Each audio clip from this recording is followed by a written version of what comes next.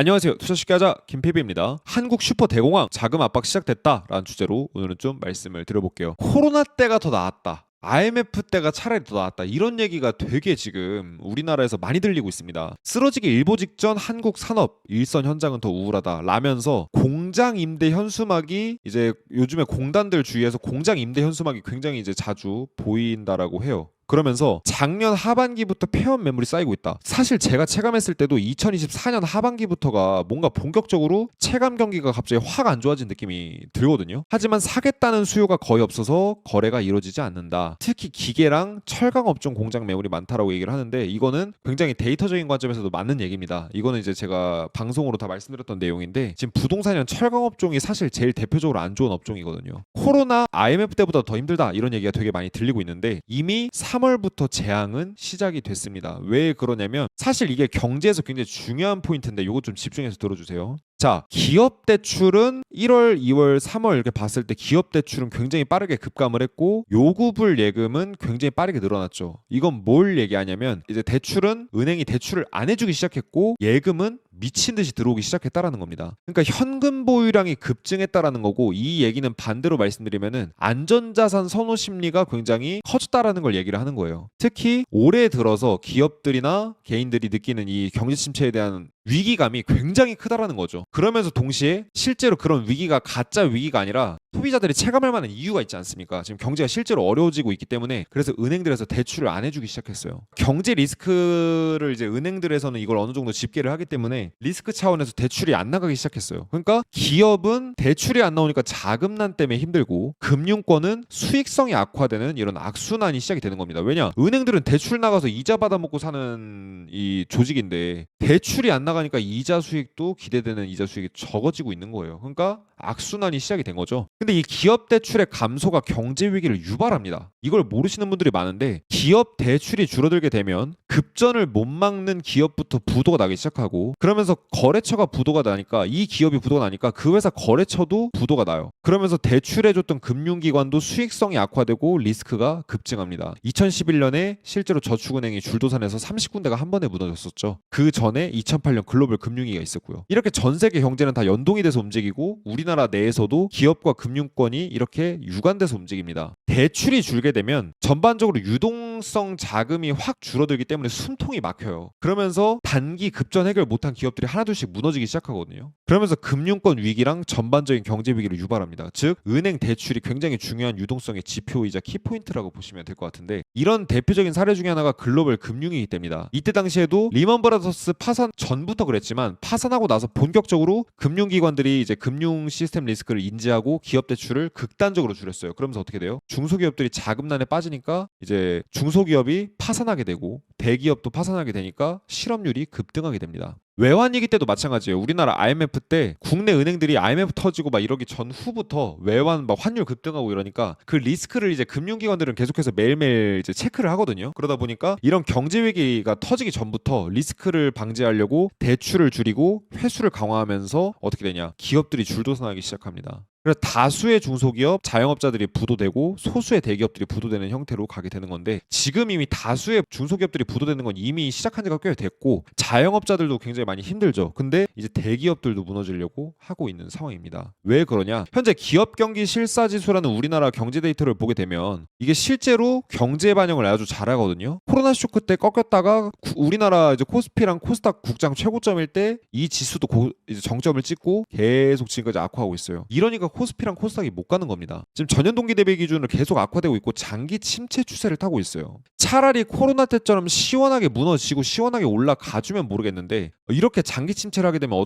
어떤 문제가 발생하냐면 굉장히 조용하게 죽어가는 이런 경제 시스템이 됩니다. 근데 이 상황에 지금 대기업도 자금난이 굉장히 심각하게 시작이 되고 있어요. 제가 롯데 관련된 위기를 계속해서 올려드리고 있었는데 조회수가 굉장히 많이 나왔죠. 20만회 넘게 나오고 막 이러고 있었는데 롯데가 지금 막 롯데카드 매각을 하려고 하고 롯데케미칼이 일본 레조낙 지분 매각, 롯데 와디즈 주식 매각, 본사도 매각하려고 지금 롯데건설이 내놨고 뭐 기업 어음도 지금 발행하고 있고 진짜 여러 방면으로 미친 듯이 조 단위의 현금을 확보를 하고 있습니다. 왜 그런 줄 아세요? 롯데그룹의 계열사가 8, 90개 정도 되더라고요. 그중에 1위부터 6위까지가 다 부실입니다. 나머지는 확인도 안 해봤어요. 1위인 롯데케미칼부터 뭐 이제 호텔 롯데, 그다음에 롯데건설 등등 이제 롯데 이제 주요 상위 계열사들이 있는데 1위부터 6위까지 계열사가 전부 부실이에요. 3년 넘게 영업이익 벌어들인 걸로 빚에 대한 이자도 못 갚는 수준입니다. 굉장히 심각하거든요. 그러니까 롯데그룹이 완전 안 무너져도 롯데그룹 계열사가 조각날 수도 있는 상황인데 좀비 기업이 된 거예요. 좀비그룹이 됐습니다. 좀비그룹. 대우그룹 파산이 IMF 때 이런 식으로 흘러가다가 대우그룹이 망가진 거거든요. 사람들은 얘기를 합니다. 아니 롯데그룹 부동산 그렇게 많은 거 모르냐? 아니 부동산이 뭔 소용이에요. 현금 없어서 지금 난린데.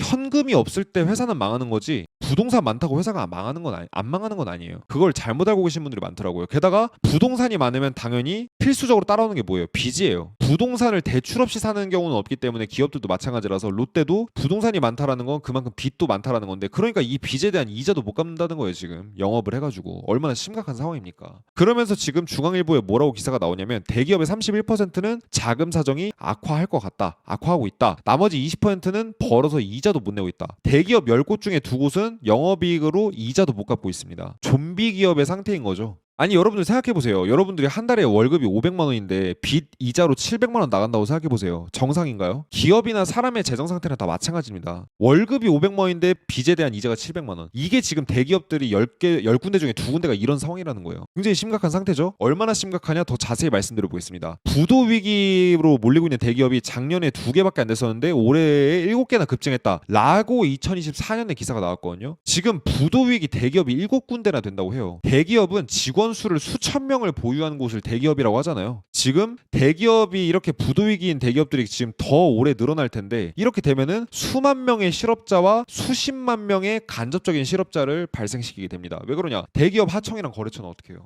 거기에 있는 직원들까지 싹 다 이제 망가지게 되는 거죠. 그래서 부도 위기에 몰린 대기업이 작년에 3배 이상으로 늘었다라고 연말에 기사 나왔었는데 현재는 더 심각한 상태입니다. 부동산 기업들이 특히 많대요. 그래서 올해 건설사들 굉장히 많이 무너지기 시작하는 신호가 될 거고 앞으로 3년은 건설사들이 무너지는 해가 될 거고요. 실제 부도 위기 대기업들이 급증하고 있는데 IMF 때도 보면은 이렇게 하나 둘씩 무너지다가 본격적으로 IMF 때 빵 무너졌어요. 그러니까 이렇게 계단식으로 기업들이 무너지는 게 아닙니다. 경제 위기도 주가도 다 한 방에 무너지는 거예요. 점점 무너지다 한 번에 빵 무너지는 게 이제 바로 경제 위기의 패턴이라서 이렇게 무너질 거라고 생각하신다면은 엄청 굉장히 오산입니다, 여러분들. 경기도 오산시라고 보시면 돼요. 자, 이런 위기들 때문에 결국 이제 한국 기업들이 붕괴되기 시작을 했는데 어떤 식으로 붕괴가 되고 있냐? 여러분들 다들 아시는 것처럼 8조 원 규모의 자산을 갖고 있었던 홈플러스가 터졌습니다. 그래서 은행권에서 어음도 부도 처리하고 결국 홈플러스가 이제 역사 속으로 지금 이제 사라지기 일보 직전인데 홈플러스 사건은 워낙 뭐 유명하니까 패스를 한다고 치고 4천억대 자산을 갖고 있는 삼부토건도 이제 조만간 상폐될 예정이고 지금 이 이제 상황대로 가게 된다라고 하면 삼부토건도 역사 속에서 사라지게 될 상황입니다. 왜냐? 감사 의견 거절 사유로 상폐 위기에 몰리게 됐는데 의견 거절 수준이잖아요. 그러면 상폐뿐만 아니라 회사 존폐 위기까지 흔들리고 있다라고 보시면 됩니다. 그리고 2차 전지 회사로 유명했던 금양, 여기 금양의 배터리 아저씨 되게 유명했었잖아요. 결국 여기도 상장 폐지하면서 감사 보고서 의견 거절 이렇게 나오면서 상장 폐지 수순 밟게 될 가능성이 높고 금양도 개미 무덤 만들면서 역사 속으로 사라지고 있습니다. 게다가 이제 월 평균 거래액이 300억에 달하는 명품 플랫폼이었던 반란, 전 여기가 어딘지도 몰랐는데 여기도 이번에 기업 회생 절차 신청하면서 여기 관련된 거래처들 그다음에 물건 팔고 사고 했던 사람들 피해본 사람들 많이 나왔다고 하더라고요. 한때 모델로 김혜수까지 썼을 정도로 굉장히 큰 회사였는데 여기도 기업 회생 신청했습니다. 자, 그럼 이렇다 하면은 이런 기업들 부도가 이게 점점 이제 우리가 확실히 1년 1년 경제가 안 좋다라는 게 확실히 체감이 될 정도인데 그렇다라고 한다면 이런